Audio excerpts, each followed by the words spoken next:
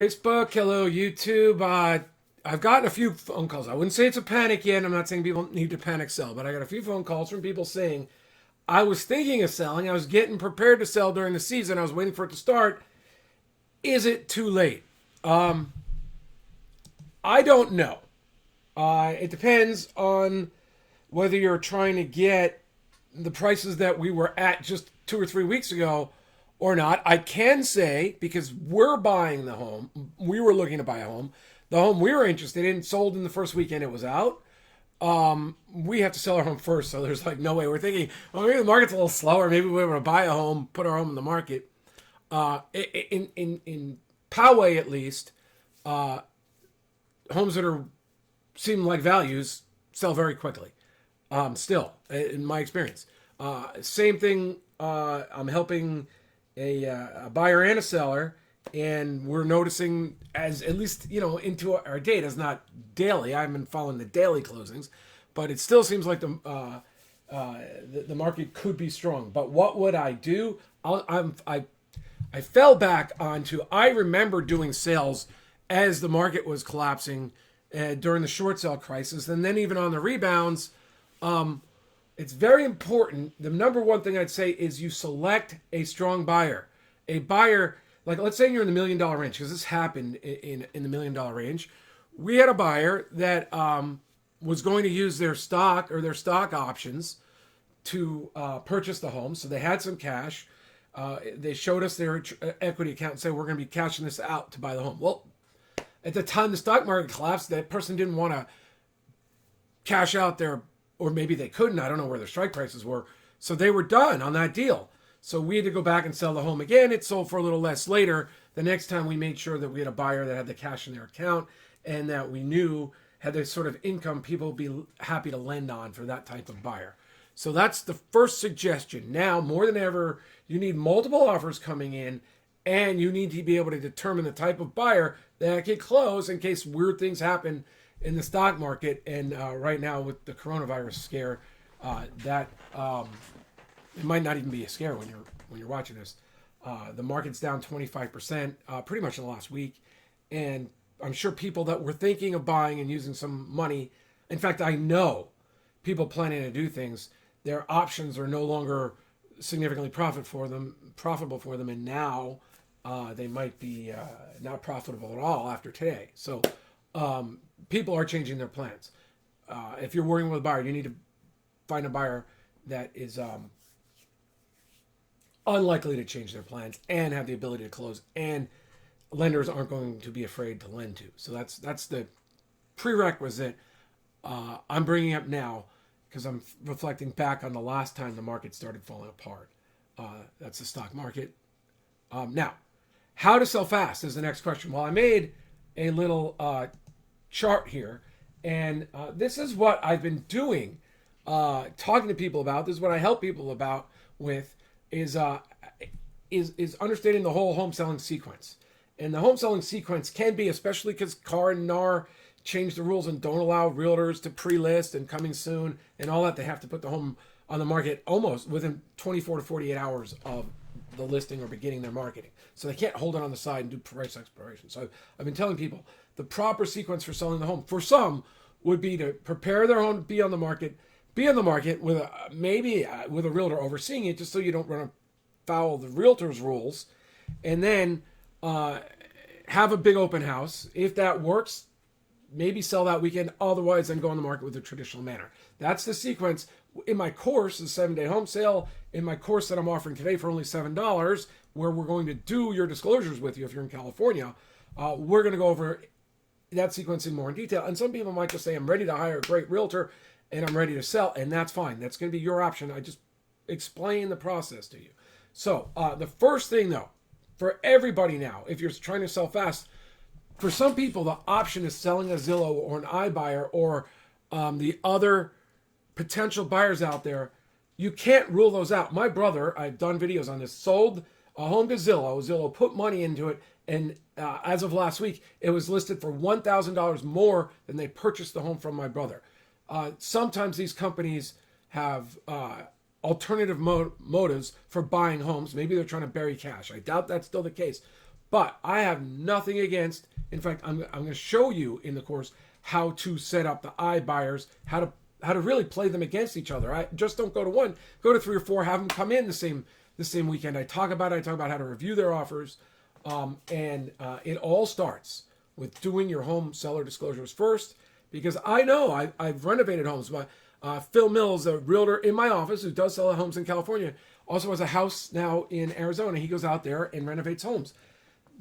When a renovator's coming into a house that looks like it needs work, they're figuring it might need a lot more work, and they'll tell you, don't worry about the disclosures, because they're already assuming the worst, and they may be right. They may discover stuff, but between their discovering and then saying I need to renegotiate with you, and taking that offer is a very critical period where you can find yourself getting 5, maybe even 10% more for your home from some of these buyers, and that's by doing your disclosures, doing them thoroughly, doing them well, turning them over, and being very credible in the process. That's going to allow those. You want to set a stage where your buyers, professional or not, feel that it's comfortable for them to compete. You've wiped out their desires to protect themselves, and you're going to let them go to their full value.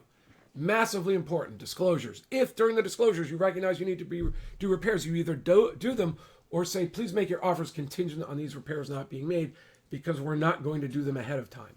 So you set the expectations well. Now, I know I've helped many sellers do this. Some sellers, there's a percentage that haven't bought into this process, and they don't disclose to me, and I see it, and sometimes they don't disclose at all. Then the buyers inspectors come out and they tell their buyers, oh, these cabinets, they're a mess. I found this, and this. And people are saying to themselves, well, the sellers knew this. Why wasn't that disclosed to me? So if you think you've got stuff that a professional inspector is not going to find, but you're aware of it, well, I can't even say. I would say don't sell your home, but and you're in California. Other states, it's buyer beware. California is seller has to disclose. If seller discloses, then they get all sorts of protections under the law, including if some of those things are problems later. If you already put them on notice, they're not supposed to be able to have a successful lawsuit against you because they were on notice that they need to do the repairs. It's so obvious to me that in a seller's market where it's lots of buyers, the proper thing is to disclose, the proper thing is to set the buyer's expectations properly. You'll then get into a multiple offer process and you'll get more for your home in many circumstances. Not disclosing, I've seen it. Not disclosing well, not disclosing when the inspectors come out, the buyers get, I know, I've worked with buyers. Phil, I just mentioned, was working with a buyer a few months ago. 2 different properties weren't properly disclosed. They walked away from the first one. I don't even think they closed on the second one. I think they walked away from that because they realized they offered too much and they've lost confidence in working with you. So the most important thing is to start with your disclosures. Now, winnerscheck.com, I'm offering right now, while you're seeing this is during the crazy times in spring 2020, March 2020 to be exact. If you go to winnerscheck.com, you can do your disclosures in our disclosure workshop with me for $7. So what happens is you sign up. I ask you to send me your email, your property address, and who the sellers are. Now, it's who the sellers are part isn't. You have to be one of the sellers. I don't care about the others because right now this is the exploratory process. We do your disclosures, then we talk about pricing using online sources, and we come up with values for your home. I ask you to develop them with me, where we look at what the maximum likely selling price is based on the competition, based on histories in your area, based on the current trends. We come up with a fair market value, and you don't even have to share this with me. I say, and then, because this is very important, I need you to email yourself with a selling price that you'd be willing to sell for. Because I know from experience, when you start seeing lots of buyers, all of a sudden your expectations change. You're like, I should do this. And sometimes that works out to the detriment of the seller. And I don't mind. You can, if you were working with me or working with another realtor and I'm advising, I'm like, that is your prerogative to not sell. That's why I've set up the contracts this way. I make sure that if you're electing this process, your listing agent's not only one of the best in the area, your listing agent's not only okay with not selling if they don't hit the price, but they're also willing to share referral fees. So we turn the best agents into really at discounted broker prices. So you sell for top dollar, and you also the point is you give yourself the best odds for selling for top dollar, and also giving yourself, because your costs go down, giving yourself more money in your pocket, the highest net. So so you get your online estimates. You start with your disclosures, which we can do for $7. And let me just tell you, in the course we send out the disclosures. You fill it out. If you have questions, you can either put the Q&A in the course, and I'll discuss it at my weekly coaching or training. You can come to the coaching and training and use hypotheticals with me on the call. Or if you really have a significant concern, there'll be a massive discount for you to set up a half an hour, or if you want two half an hour consults with me. My normal price is $375, $400 for a consult. I've done it many, many times. Realtors refer their clients to me when they have difficulties. We go over it. And yes, sometimes if it was a realtor friend, I would discount it from $375, $400, but $375, $400 was usually the minimum. But for people who joined up for the $7 course, I'll cut that fee dramatically. So you'll have the option of always having a personal consult with me if you're selling a property in California. Now, so we develop your, and then, and now this is where we go over your options with you. Sorry, this should have been here. And then you decide how you want to sell your home. For some people, after we did the price exploration, which we talk about, the big home seller weekend with internet marketing, which is only $7 to $10 a day. It's maybe 20 if you really want to hit everybody, and you're living in a big area. So for 3 or 4 days, you want to get a sufficient number of people into your home. Now, and you should have some offers after that. But so that's one price exploration way with the market. You would also then call up the iBuyers and the Zillows and the fast cash people and say, look, I'm thinking of selling my home. I'm having an open house, and you can decide whether you want to put it in with the public or separately for an hour or two on Saturday. And I've invited 2 or 3 people if you want to do that, or you could go one at a time if you've got more time. But you have them come over. One at a time is probably preferable, but I know some people are busy. And you take in those offers. You compare them to each other. You compare them now with how close they got to your fair market value, how close they got to your acceptable price. And you can do that based on their net. You're going to compare the net. And we'll go over this.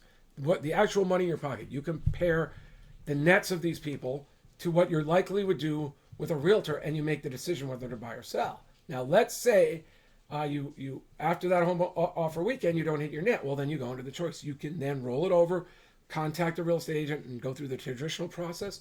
And we have some other ways to help you sell for top dollar. I really liked, again, doing this a second time on the market and compressing all your showings into one afternoon for an hour or two and ask them if they want it. We go more into it. I've done other videos.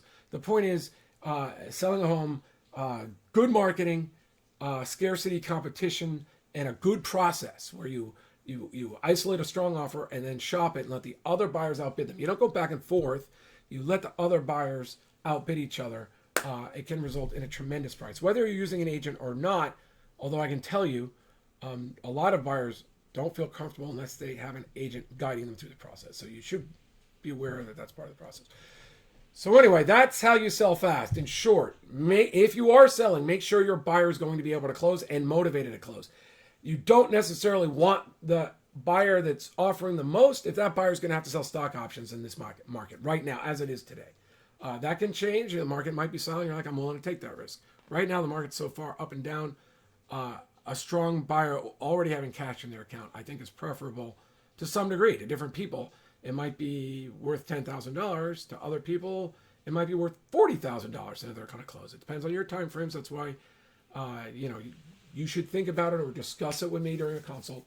And then start with your disclosures. Your disclosures open up buyers' pockets in a multiple offer process, open up buyer for professionals, allows them to credibly make stronger offers. And finally, the disclosure thing also knocks out a lot of games played by buyers where they come back to the inspection and say, oh, we found this, we want less money. You make sure your buyers are making their offers contingent on reading your disclosures. So that's it, winnerscheck.com for that $7 disclosure model, online pricing module. And if you'd like, I can help you find one of the best agents in the area for the process you want to use and negotiate a significant discount with them. Thanks. Talk to you later. Bye. My name is John McConnin. I'm a real estate attorney and broker in San Diego, and I've referred properties all over the country for buyers and sellers. And I am now willing to share that fee with you. Thanks. Talk to you later. Bye.